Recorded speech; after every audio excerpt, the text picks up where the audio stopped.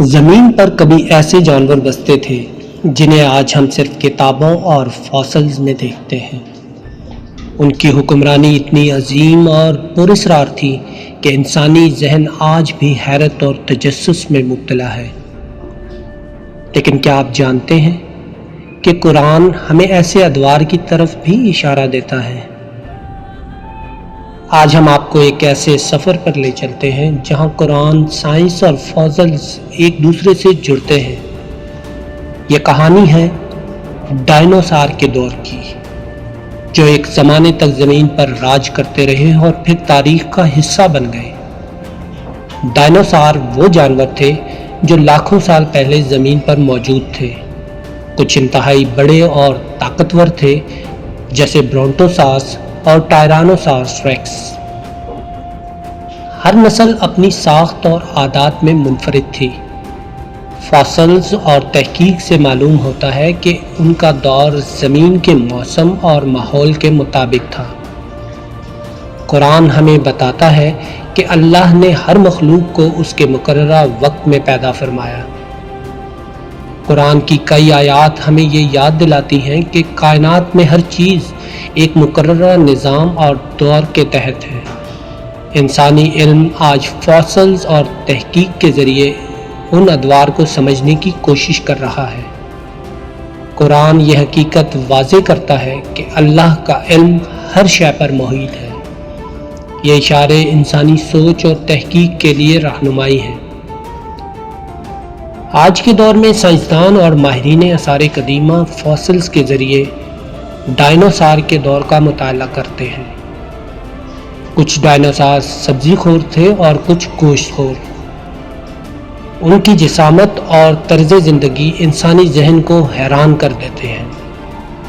یہ دریافت ہمیں یاد دلاتی ہے کہ ہر دور اللہ کے بنائے ہوئے نظام کے تحت تھا۔ ڈائنوسار صرف بڑے جانور نہیں تھے بلکہ ان کا طرز زندگی بھی متوازن تھا۔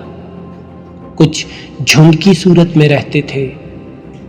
قدرتی ماحول کے ساتھ ان کا تعلق ہم آہنگ تھا۔ ان کی زندگی اور خاتمہ قدرت کے منصوبے کا حصہ تھا۔ یہ ہمیں سکھاتا ہے کہ قدرت کا ہر نظام حکمت پر مبنی ہے۔